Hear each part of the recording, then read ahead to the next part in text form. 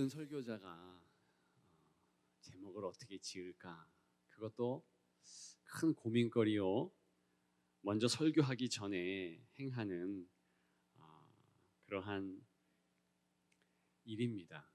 이게 두 부류의 인생을 할까? 아니면 가난하거나 멍청하거나 뭐 이렇게 지을까? 지혜롭고 부유한 자 이렇게 지을까? 고민을 잠깐 했습니다.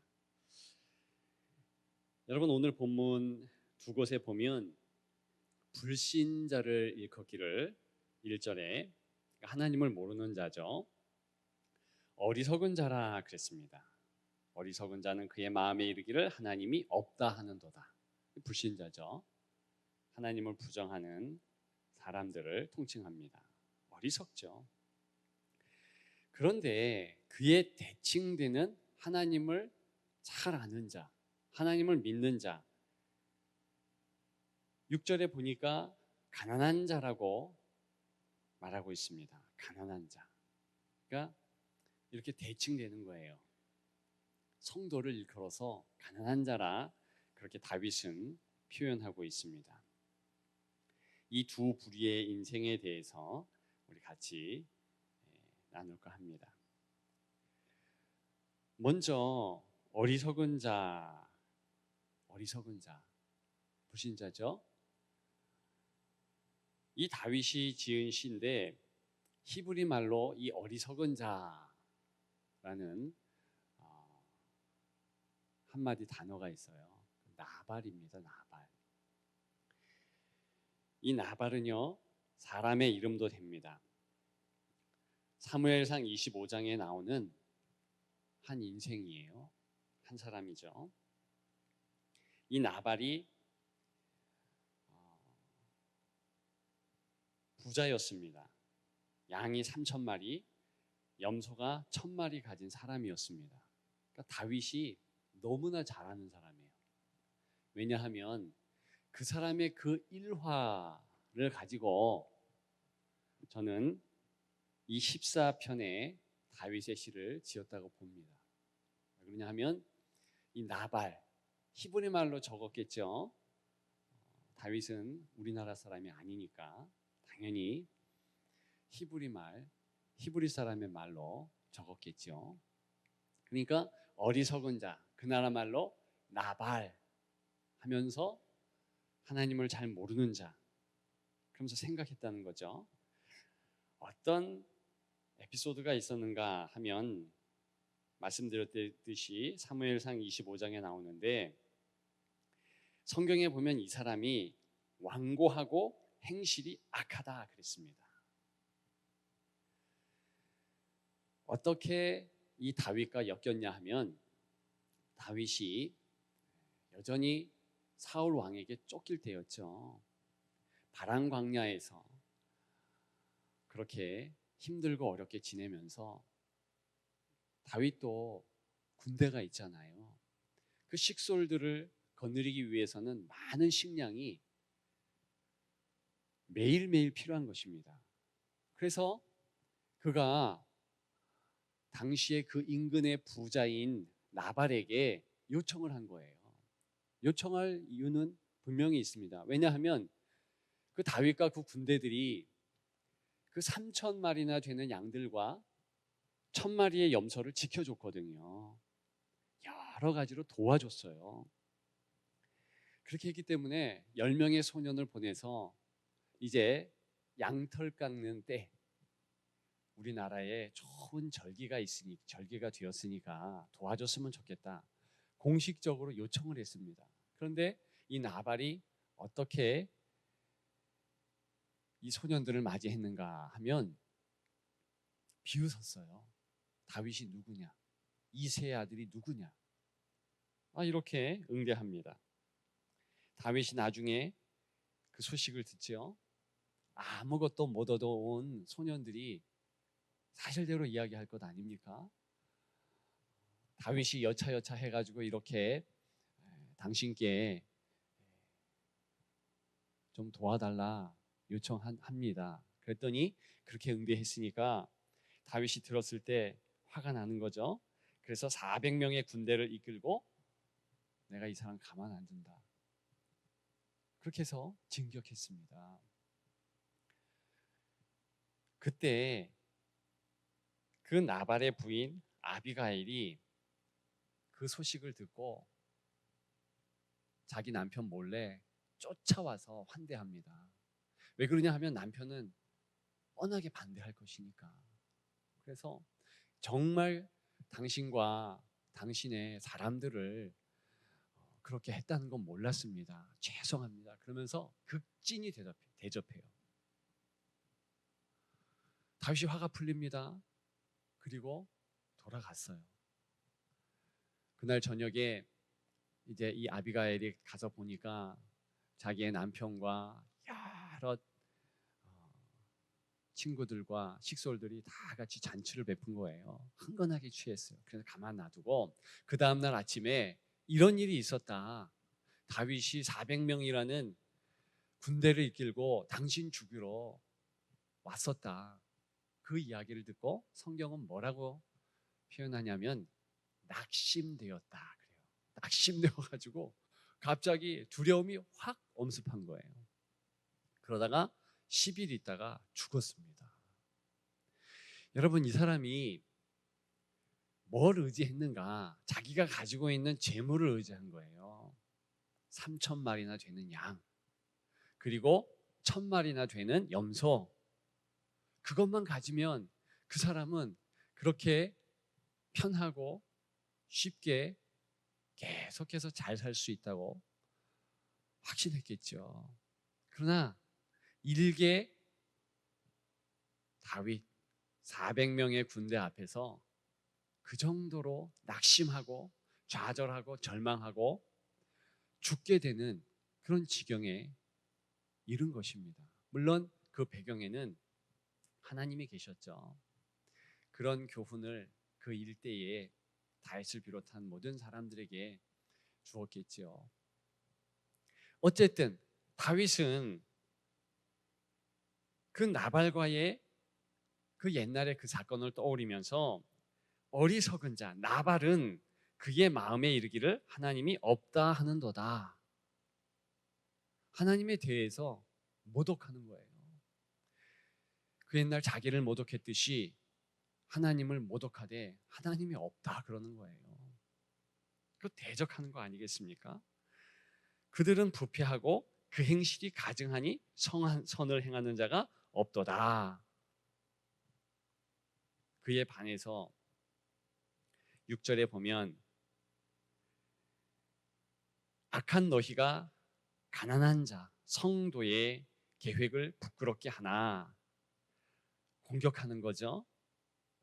과거 다윗을 힘들게 했던 어리석은 자 나발의 행동처럼 그렇게 부끄럽게 한 거죠. 그러나 오직 여호와는 그의 피난처, 즉 가난한 자의 피난처가 되시도다. 이렇게 말씀하고 있습니다. 여러분, 여기에 보니까 왜 가난한 자인가? 이 땅에 의지할 것이 없다는 거예요. 그래서 돈의 유무를 이야기하는 것이 아닙니다. 이 당시 시를 지은 다윗은요, 이 인근에서 최고 부자였습니다. 왕이잖아요. 다 이루었죠. 그런데 자기 스스로를 가난한 자로 일컬었습니다. 그러니까 다윗뿐만이 아니라 하나님을 믿는 자들은 가난한 자인 거예요. 왜냐?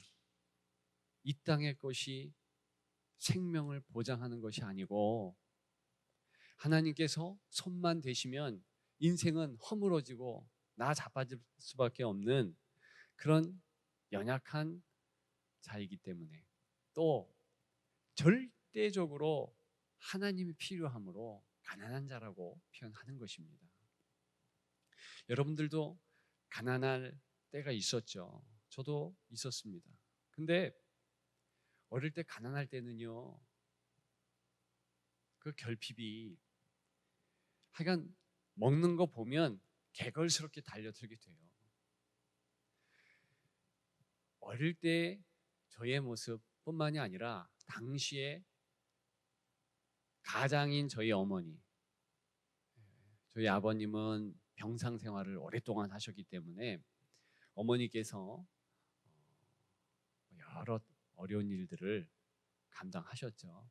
여하간에 우리 어머니를 보니까 가난하니까 자녀를 먹이고 남편을 또 봉양하고 해야 되니까 어디 가셔서 뭐만 있다 그러면 부끄러움을 개의치 않고 다 얻어가지고 오더라고요.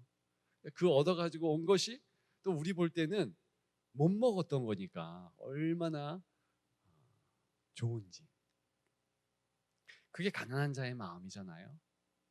하나님 앞에 가난하다는 것은 하나님 앞에 그렇게 결핍한 자, 없는 자 그대로 토로하는 것이죠. 내가 하나님이 아니면 나는 살 수 없습니다. 그것이 갈급함 아니겠어요?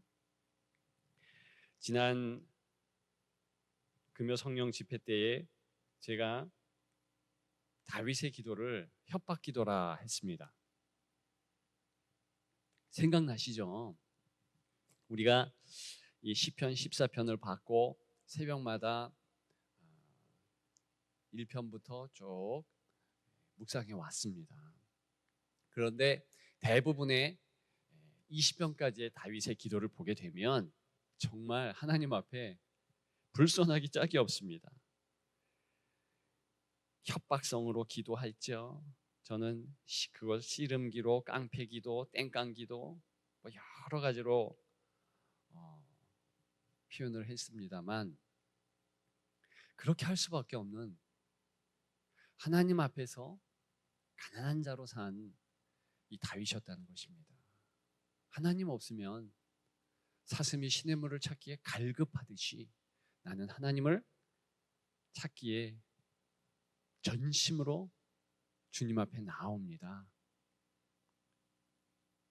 그런 것 아니겠습니까? 그런 다윗에게 하나님은 어떻게 응답하십니까? 6절에 보면 오직 여호와는 그의 피난처가 되시도다. 피난처가 되시는 거예요.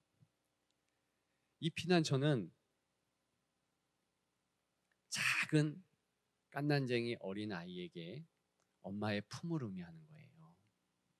그리고 태양볕 같은 사막 기후에 큰 바위에 그늘이 되는 거지요. 우리 하나님께서 그렇게 역사하시면 그 감정이 어떻겠습니까? 그 감정은 당연히 평강이 찾아오는 거예요. 평안이 있는 거예요.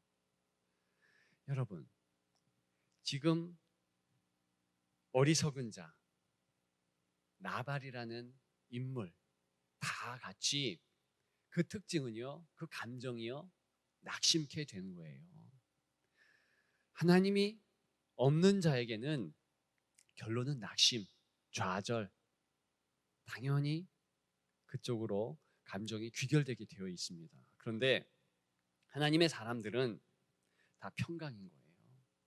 예수님께서 그렇기 때문에 제자들에게 평안하느냐 부활하시고 처음으로 샬롬 그렇게 물어보셨고 요구하지 않았습니까? 그만큼 성도에게 있어서 그의 상태가 가난한 것이고 하나님을 채우면 평강이 깃드는 거예요. 불신자와 신자와의 이 차이점을 이 감정으로 이렇게 구분할 수 있습니다. 확연하게 차이가 나는 거죠. 여러분, 만약에 여러분들이 불안하다 그러면 기도하십시오. 왜 다윗이 두려움에 깃들었을 때 세상의 문제, 많은 염려, 근심 앞에서 두려울 때에 하나님 앞에 갔는가? 그래서 왜 협박, 윽박, 씨름, 깡패 기도를 드렸는가? 바로 이 평강을 되찾기 위함입니다. 하나님 피난처 되시기 때문에 평강을 주신다는 것을 확실하게 다윗은 알고 있었던 것입니다. 여러분, 간절히 기도하면 이루어집니까? 간절히 기도하면 이루어집니까? 뭐 이루어질 수도 있고 안 이루어질 수도 있죠. 근데 제가 볼 때는 간절히 원하면 안 이루어질 수 있는 확률이 더 높습니다. 왜 그러냐 하면 여러분, 이 기도의 원리를 우리가 잘 아셔야 돼요. 응답받는 기도는 따로 있어요.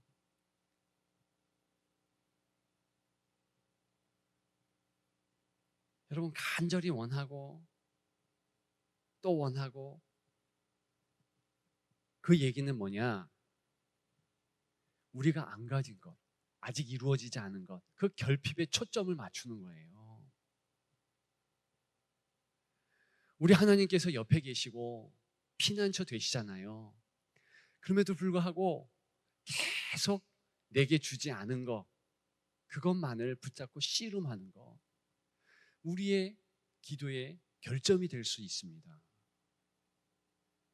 여러분, 간절히 원하면은요, 반드시 응답은 있습니다. 그런데 그 응답이요, 내가 원하는 것과 다를 수 있어요. 간절히 내가 원했다고 해서 이루어지는 건 아니에요. 왜? 하나님이 원하셔야 이루어지는 거죠. 그렇잖아요. 그런데 보십시오. 지금 간절히 원하며 이거 아니면 안 됩니다. 조바심 내고 뭐 난리법석을 떨어요. 그것도 귀중한 것입니다. 다윗도 그런 모습을 보였어요. 얼마나 그 모습을 하나님께서는 귀하게 여기는지요. 은혜의 보좌 앞에 담대히 나와라. 그 말뜻은 이렇게 다윗처럼 기도 형식을 안 갖춰도 되고, 너의 답답한 마음, 힘든 감정 그대로 토설하라는 거죠. 여러분, 그렇게 씨름할 때 하나님께서 어떻게 인도하시는가?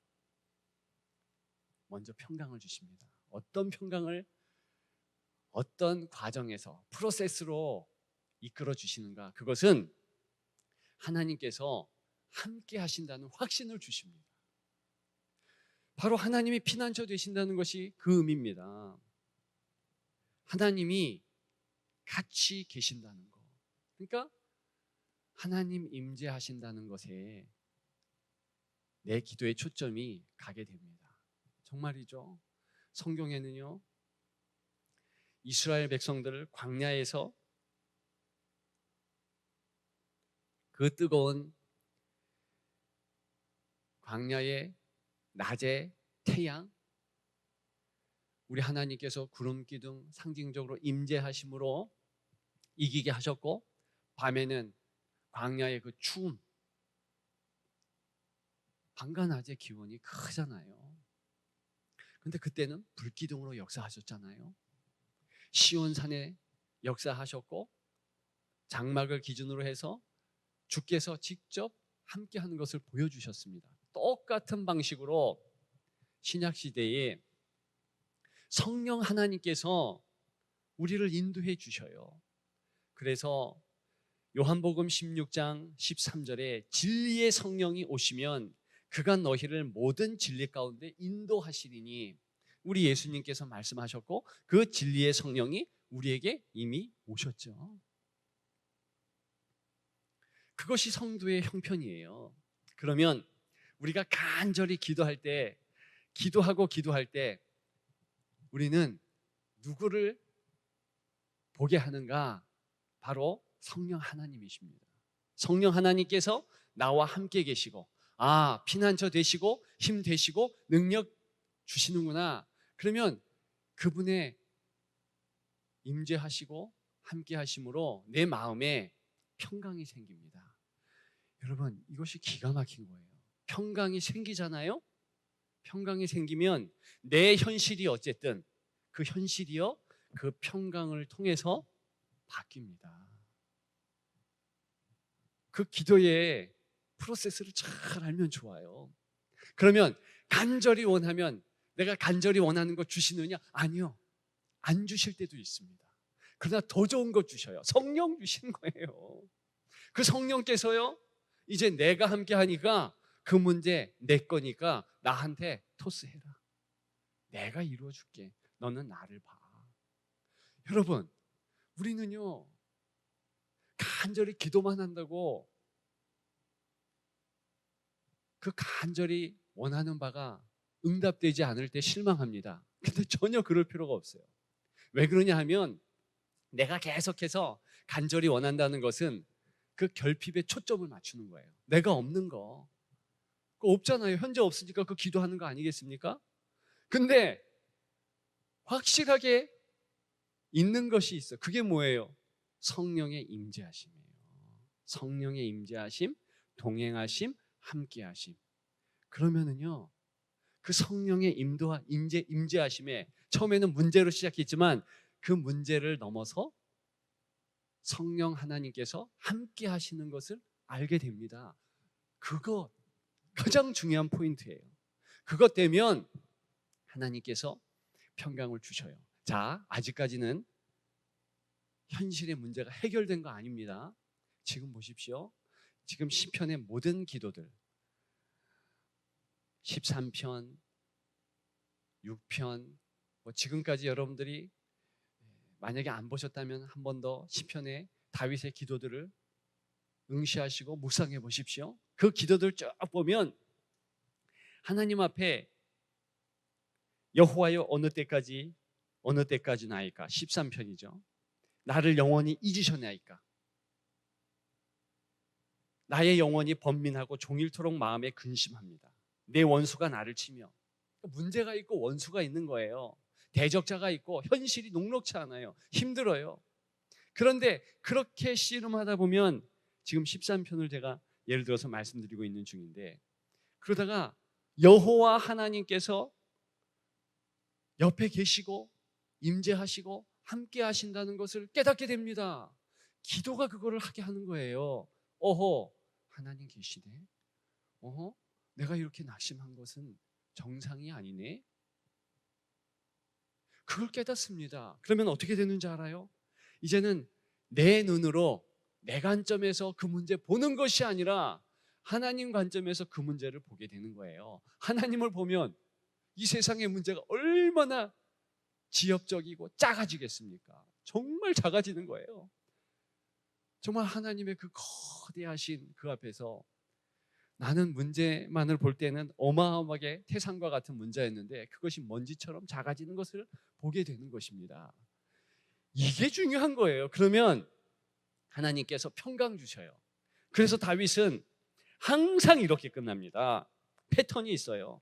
13편 예를 들고 말씀드린다고 했죠. 5절에 보면 나는 오직 주의 사랑을 의지하여 싸우니 나의 마음은 주의 구원을 기뻐하리로다. 내가 여호와를 찬송하리니.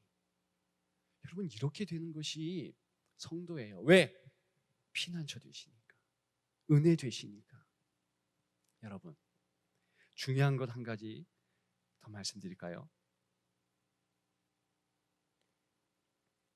우리에게 이렇게 기도하면서 하나님의 임재하심, 하나님의 함께하심, 그래서 꼭 우리가 주시해야 할 것이 있습니다. 그것은 내 감정이에요. 내 감정이에요. 여러분 이 감정이요 신앙생활 하는데 굉장히 중요합니다. 이 감정은요 일종의 하나님이 우리에게 부여하신 큰 에너지예요. 힘이란 말이죠. 왜 그러냐 하면은요 여러분 보십시오. 분노감이 확 올라오잖아요. 그 분노감이요 어떻게 내 몸에 영향을 주는가? 그 분노 때문에요 뇌출혈이 와요. 목 잡고 쓰러지는 거예요. 이게 감정이라는 거예요. 그게 힘이라는 겁니다. 여러분 저도 청주에 있는 저 옆에 있는 교도소를 가봤어요. 근데 이야기를 듣다 보면 참 마음이 애틋해집니다. 여자들 이렇게 보면 다 사연이 있고 그래요. 근데 보면 대부분이 참 어떻게 저분이 저렇게 험한 살인의 죄를 졌을까? 그 의문이 들게 돼요. 그리고 소년원 같은 데서 가면 야 어떻게 저런 아이가 저런 죄를 지었을까? 여러분 왜 졌는지 아십니까? 3초에서 3분을 못 견뎌서 그런 거예요. 이 분노가 확 올라올 때요, 남편이 너무나 힘들게 술만 먹고 아내를 구타하고 그러는 거예요. 그러니까 이 3분을 못 견뎌가지고 아내가 그냥 옆에 있는 뭘 들고 그렇게 하는 게 큰 그 감옥서까지 오는 죄를 짓게 된 거죠. 아이들도 마찬가지예요. 여러분 우리의 감정이요, 이 사단이가 역사하는데요, 여러분 우리가 잘 알고 있는 게 그건 에너지예요. 그걸 통제 안 하면 안 되는 겁니다. 우리 아이들도 그렇고 여러분 자신도 그 에너지를 통제해야 돼요. 내 감정.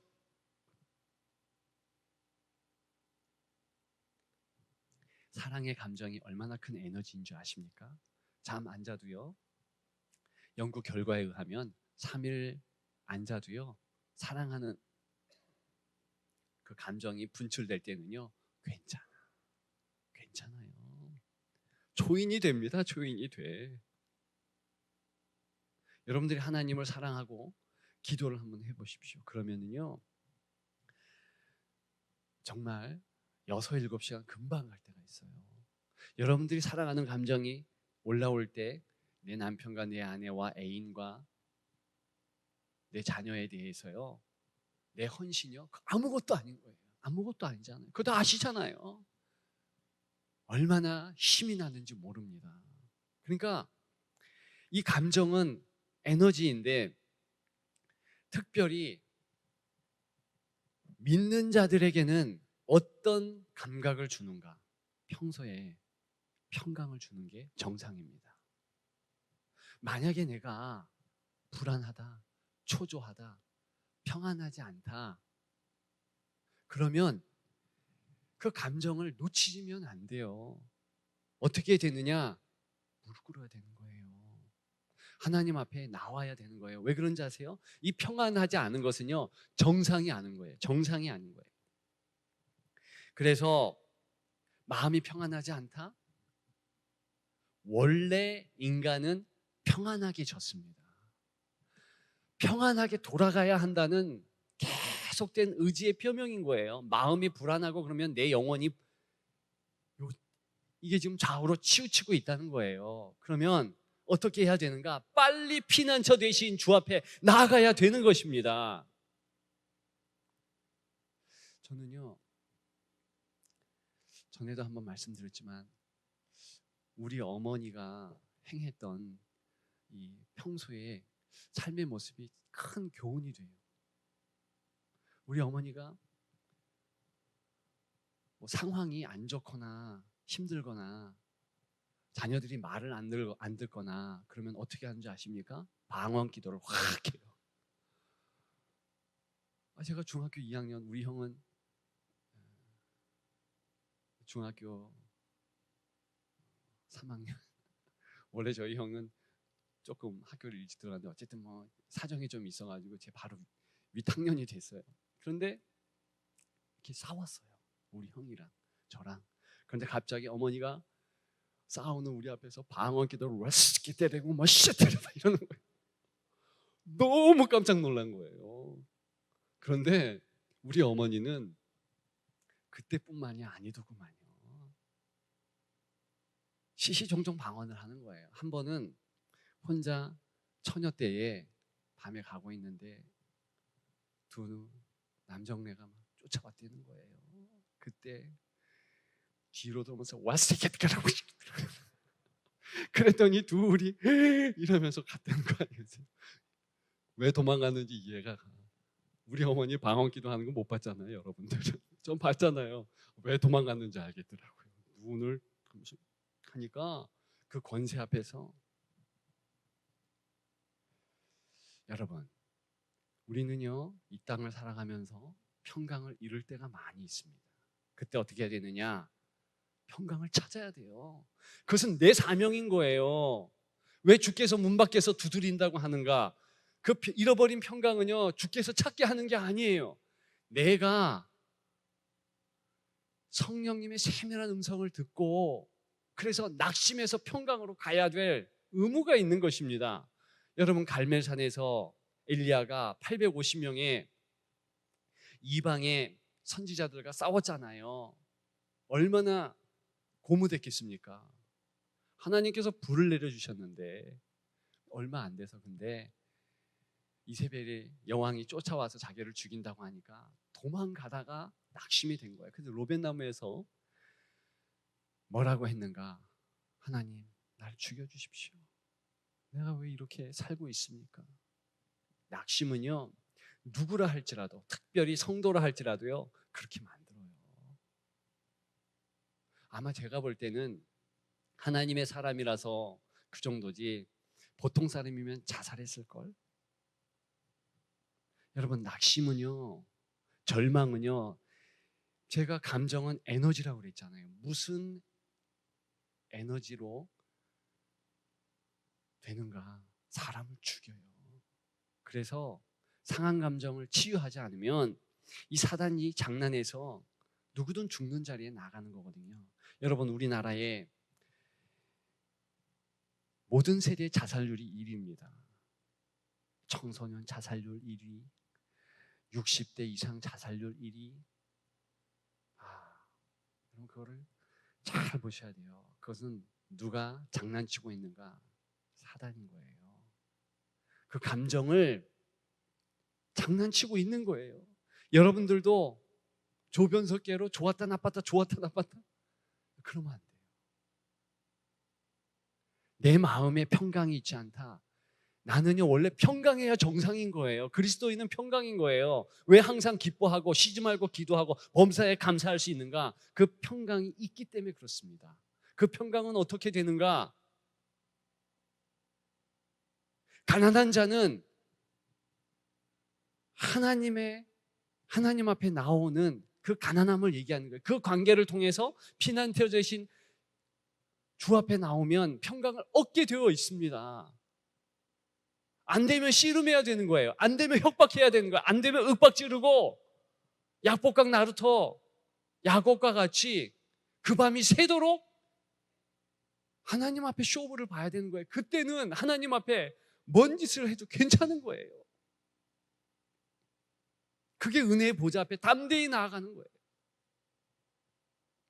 그래서 내 감정을 불안해서 평강으로 바꿔야 되는 거예요. 여러분, 내가 가지고 있는 것에 집중하십시오. 제가 볼 때 우리 성도들이요, 성령이 함께 하신다는 것을 참 너무 잊고 살아요. 제가 저도 장로교 신자잖아요. 그리고 저는 칼빈의 예정론 다 확실히 있게 믿습니다. 그런데 우리가 착각하지 말아야 되는 게 있어요. 뭐냐면 하나님이 칼빈을 통해서 주신 예정론이 무슨 운명론이 아닌 거예요. 하나님의 예정은 다 있다. 아니요. 경건을 얘기하면서 더 하나님 앞에 달려가는 이 다윗과 같이 씨름하기 위해서 내가 하나님 앞에 경건을 열심히 하고 내가 하나님 앞에 나아가겠습니다. 그런 차원에서 예정론을 얘기한 거예요. 나 같은 자를 어떻게 하나님이 이렇게 인도하여 주셨는가? 괜히 아는 척하면서 무슨 알미니안주의, 웨슬리 무시하지 마십시오. 그분들 귀한 분들이고 성경에도 있어요. 중요한 것은 성경대로 믿는 거잖아요. 근데 우리는 성령의 역사를 너무 등한시하거나 무시하거나 그렇습니다. 근데 그러지 마십시오. 저는 감사하게 조금 이따도 제 간증을 잠깐 할 수밖에 없지만 저는요, 우리 어머니는 성결교회 전도사였어요. 그래서 장로교회도 가시고 뭐 이렇게 서울신학을 하셨기 때문에 그래서 성결교회도 다녔어요. 5대 구원, 그런 중요하게 얘기하는 5대 교리가 있어요. 군대에서는요, 군정병이 있으면서 감리교 목사님을 한 2분 만나가지고 참 깊은 교제를 했습니다. 때로는 그분들이 더 장로교 성도들보다 경건이 앞서더라고요. 저는 그 이전에는 제가 장로교의 고신층, 아주 보수라고 스스로 자타공인하는 그런 곳에서 SFC에 서울의 총무까지 하면서, 그 총무면은 굉장히 높은 직급입니다. 학생에서, 학생 신앙 운동에서 총무 정도 했다 그러면은 굉장히 높은 거예요. 근데 그것 하면서 굉장히 장로교에 대해서 자신감도 있고 자랑도 있고 자부심도 있었습니다. 그런데 그런 것이 하나님 앞에서 아무 소용이 없다는 것을 알았어요. 그게 중요한 것이 아니라 성경대로, 성경은 피난처 대신 주께 나와라, 성령을 너희에게 준다, 예수님이 말씀하셨잖아요. 그럼 성령께서 나를 매일매일 인도하시고 역사하시는 것입니다. 그래서 성령의 운행하심을 내가 체험해야 되는 거예요. 돌아오는 주일에 설교 교재도 그것인데, 여러분들이 기도 노트도 쓰시고 뭐 감사 노트도 쓰고 그러는데, 저는 여러분들에게 한 가지 제안합니다. 성령 노트를 쓰십시오. 성령 노트. 그건 어떻게 쓰느냐? 이렇게 하는 거예요. 저는 성령 노트를 이렇게 씁니다. 일단 성령이 나와 같이 계신다, 딱 썼잖아요. 그 다음에 성령을 내가 오늘 어떻게 느꼈는가, 뭐 한 번도 좋고 뭐 일주에 뭐 매일 할 필요도 없이 뭐 4일 해도 되고 5일 해도 되고, 그거는 자유롭게, 이것도 스트레스 받으면 안 되니까. 그러나 꼭 기록해 보십시오. 성령께서 설교 제목을 주셨다, 나는 그것을 느낀다, 이렇게 기록하는 거예요. 아, 성령께서 내 낙심한 마음을 보살펴 주셨다, 내가 다시 기쁨을 되찾았다. 저는 정말 그런 일이 어제도 있었고 오늘도 있었고 정말 간증할 게 많아요. 저의 삶은 매일매일 성령께서 인도하는 귀한 삶입니다. 저는요, 여러분들이 평소 길 가실 때도 혹시나 방언을 하실 수 있으면 방언을 하십시오. 뜻을 모르는데요, 그래도 하십시오. 왜 그게 좋냐면, 이 사탄이가 알아듣지 못하는 기도가 내 입술에서 방언으로 흘러나오네. 아하, 성령님이 계시는 거구나, 나와 동행하시는구나, 이걸 아는 거예요. 여러분, 성령께서 있다는 그 사실 하나만 묵상하고 또 묵상해 보십시오. 여러분들은요, 기쁨에 겨우지 않을 수가 없어요. 우리가 살아가는 게 정상적이 아니라니까요. 항상 기뻐하지 않을 수가 없다니까요. 아니, 어떻게 성령께서 역사하시고 내 마음의 피난처가 되신다는데 우리는 이렇게 무감각하게 비정상적으로 마치 여기 어리석은 자로 살아가는가? 그게 아닌 거예요. 낙심을 물리쳐 주세요.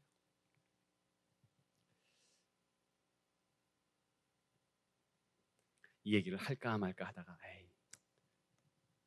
하는 것도 좋겠네요. 좀 전에 이제 어떤 성도님이 뭐 뒤에서 이렇게 차가 이렇게 들이박아가지고 뭐 이렇게 해서 한방병원에 입원을 하셔야 된대요. 제가 그 소식을 들 때 안타까웠죠. 근데 성령께서 말씀하시는 거예요. 큰 깨달음을 주신다. 하나님의 지키심의 은혜가 그 가정에 있다. 여러분, 그러면 그것을 그냥 기록해 보는 거예요. 하나님이 이런 응답을 주셨구나. 그 성도를 위해서 간구하는데 이렇게 역사하시는구나. 역사하신다고 말씀하시는구나. 그러면 이런 은혜가 그 가정에 있겠구나. 기록하는 거죠. 내 자녀 하나님이 책임지신다는데 왜 그 아이들 때문에 그렇게 마음을 뺏기고 그렇게 심란하고 이러는가? 느끼는 대로 쓰는 거예요. 느끼는 대로. 근데 꼭 쓰십시오. 성령 노트를 쓰세요. 감사 일기도 좋고 기도 일기도 좋고 그러지만 성령 일기를 쓰세요. 그렇게 실제적으로 내게 역사하시는 거예요. 여러분, 요셉이 비전의 사람, 꿈의 사람이라고 우리는 많이 봅니다. 저도 그런 설교를 많이 했어요. 그런데 요셉의 일생을 가만히 보면 그 사람 비전의 사람이 아니에요. 꿈 2번 꿔가지고 그 꿈이 현실을 이기게 하셨다. 전혀 그렇지 않습니다. 만약에 총리가 된다, 위대하게 된다, 그 비전에 사로잡힌 사람이고 그걸 맨날 생각했다면 그 사람은 10년 기간을 견딜 수가 없어요. 그 원어로 성경을, 창세기를 보게 되면 얼마나 이 요셉이 비참한 현실이었는가 그걸 알 수 있어요.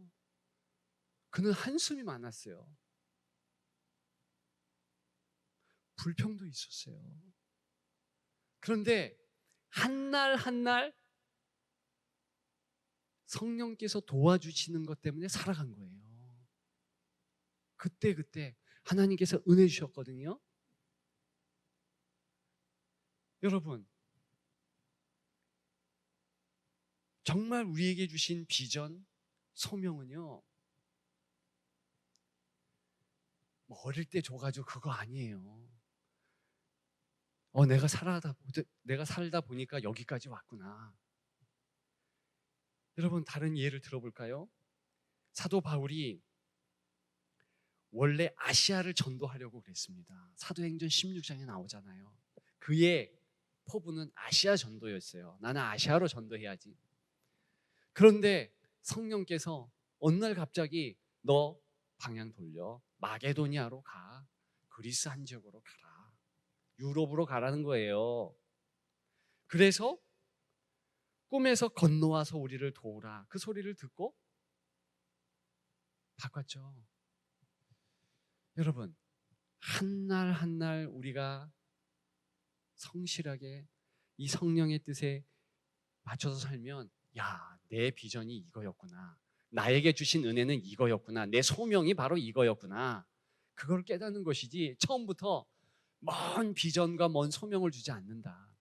여러분, 아까 제 얘기를 잠깐 했는데 계속해서 제 얘기를 조금 더 하겠습니다. 제가요, 이런 질문을 받아요. 야, 목사님은 우리 교회 오셔가지고 다음 세대 비전을 가지고서 이렇게 하시는데 원래 그 꿈과 비전이 있으셨군요. 전혀 그렇지 않습니다. 제가요, 어떻게 하다 보니까 기독교 교육을 전공하게 된 거예요. 왜 전공하게 됐는가? 원래 저는 저는 이제 고신측이라고 하는 그런 교단에서 SFC 활동하면서 고등부 간부도 했고 그랬잖아요. 근데 그 SFC 하는 그 교단에 신학교가 어디 있냐? 부산에 있습니다. 부산에 있으니까 부산까지 갈 수는 없잖아요. 전 서울에 살고 있고. 그래서 대학원을 그렇게 가야 되겠다. 근데 제가 말씀드렸듯이 대학을 몇 번 떨어졌잖아요. 이러이러한 대학을 가야 되겠다. 그리고 뭐 신대원은 저 부산 가야 되겠다. 이랬는데 떨어졌잖아요. 근데 어쨌든 군대에 갔습니다. 군대에 갔는데 저는요, 우리 통합 측 장로의 신학대학은 전혀 잘 모르고 뭐 기독교 교육이 뭐 하는지도 몰랐어요. 근데 제대하면서 이제 신학교에 대해서 바로 신학을 해야 되겠다, 이런 고민이 있을 때 어떤 목사님이, 그것도 어떤 군정병을 통해서 저에게 상담을 하는데, 이분은요, 희한하죠. 저랑 일면식이 없는데 한 번 그냥 얘기했을 뿐인데 며칠 있다 또 전화해서, 저를 잘 모르는 목사님이에요. 근데 저를 자꾸 생각난다고 장신대 기독교 교육과를 가라는 거예요. 몇 번 얘기하는 거예요, 몇 번. 그러니까 그분 감동을 받아가지고 생전 알지도 못하는 장로의 신학대학교 기독교 교육과를 간 거예요. 물론 제가 그 이전에 교사로 약 한 10년 넘게, 중학교, 사실은 뭐 초등학교 5학년 때부터 반사 생활을 했는데, 우리 반 아이들을 맡은 것은 이제 중학교 2학년 때부터였죠. 어쨌든 긴 기간을 교사 생활을 했어요. 그러다 보니까 그런 예전에 교사 생활을 했으니까 아 그래? 기독교 교육을 갔어요. 그리고 하다 보니까 영어 교육까지 전공하게 됐어요. 그래가지고 제가 어떻게 또 하다 보니까 전국 강사까지 된 거예요. 뭐 교회 학교, 무슨 영어 교육, 기독교 교육 이러면서 뭐 지필도 하게 되고 그거는요 제가 계획한 게 아니에요. 그냥 제가 우리 교회 와가지고 뭐 다음 세대에 대해서 교육을 해야 되겠다 그런 계획 가지고 꿈과 비전 가지고 온 게 아니에요. 근데 여기 와서 계속 자연스럽게 하나님께서 물꼬를 자꾸 트는데 다음 세대, 자녀 세대 왜 이 귀한 선교하는 교회에 저를 보내셨을까?